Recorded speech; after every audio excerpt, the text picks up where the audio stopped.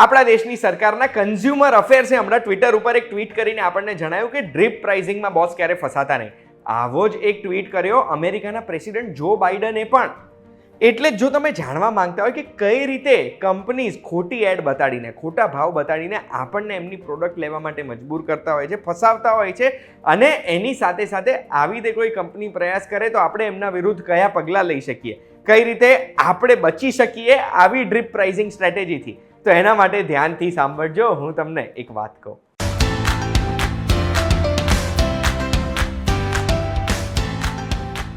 એક વાત કહું, આપનું સ્વાગત છે. મારું નામ છે ગુંજ ઠક્કર. અને ડ્રીપ પ્રાઇસિંગ શું હોય? ડ્રીપ પ્રાઇસિંગ, ડ્રીપ એટલે જેમ ટીપા પડે ને એમ ટીપાની જેમ જ ધીમે ધીમે જેમ સરોવર ભરાય એમ ટીપાની જેમ ધીમે ધીમે કોઈ બી પ્રોડક્ટનો ભાવ વધે. આમાં કેવું થાય, કોઈ બી ad, hoarding, print ad, social media ad કે કોઈ બી પોસ્ટ કરીને આપણને એવું જતાવવામાં આવે કે આ પ્રોડક્ટનો ભાવ આ જ છે. પણ જ્યારે આપણે એ પ્રોડક્ટ લેવા જઈએ ને તો એમાં જેમ જેમ આપણે ચેકઆઉટમાં નેક્સ્ટ દબાવતા જઈએ એમ એમ એ પ્રોડક્ટનો ભાવ વધતો જાય, નવા નવા ચાર્જીસ એડ થતા જાય અને છેલ્લો ભાવ અલગ જ હોય, વધારે જ હોય જે પ્રોડક્ટનો આપણને એડમાં લખેલો ભાવ હતો એના કરતા. તો કન્ઝ્યુમર અફેર્સના ટ્વિટર હેન્ડલે આપણને શૂઝનું એક્ઝામ્પલ આપીને બતાડ્યું કે 4700ની એડ કરેલા શૂઝ જ્યારે આપણે ખરીદવા જઈએ, shipping charges, handling charges, donation, consumer charges, platform charges, convenience charges, GST, taxes, આ બધું એડ કરીને એનો ભાવ ચેકઆઉટ વખતે વધારે થઈ જાય જ્યારે આપણે પેમેન્ટ કરતા હોઈએ.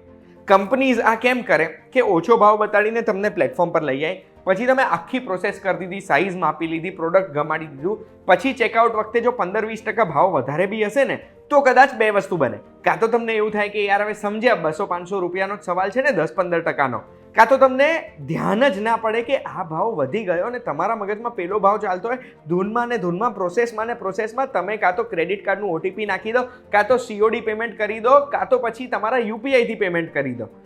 આ કારણના લીધે કંપનીઝ ડ્રીપ પ્રાઇસિંગ ના કરવી જોઈએ એવું કન્ઝ્યુમર અફેર્સે કીધું છે આપણને. આવું જ એક થતું હોય છે ફ્લાઇટ બુકિંગમાં પણ.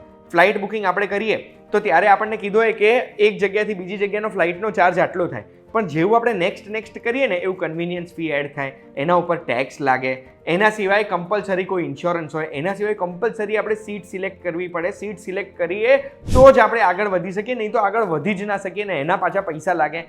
આ બધું ખોટું છે. આ બધું કંપનીઝે ના કરવું જોઈએ અને જે પ્રાઇસ લખેલો છે એ જ પ્રાઇસ આપણને આપવો જોઈએ. એટલે બેસિકલી સમજવાની વસ્તુ એ છે કે જે એડનો ભાવ છે એ જ ભાવ ચેકઆઉટ વખતે હોવો જોઈએ, નહીં તો આપણે નેશનલ કન્ઝ્યુમર હેલ્પલાઇન ઉપર 1915 ઉપર કોલ કરીને કમ્પ્લેન કરી શકીએ, કે પછી સ્ક્રીન ઉપર દેખાય છે વોટ્સએપ નંબર ઉપર તમે વોટ્સએપ બી કરી શકો સ્ક્રીનશોટની સાથે. તો પછી આ ડ્રીપ પ્રાઇસિંગથી બચવાનું કઈ રીતે? સિમ્પલ છે, શાંત પડી જાઓ, ઉતાવળમાં શોપિંગ નહીં કરવાની.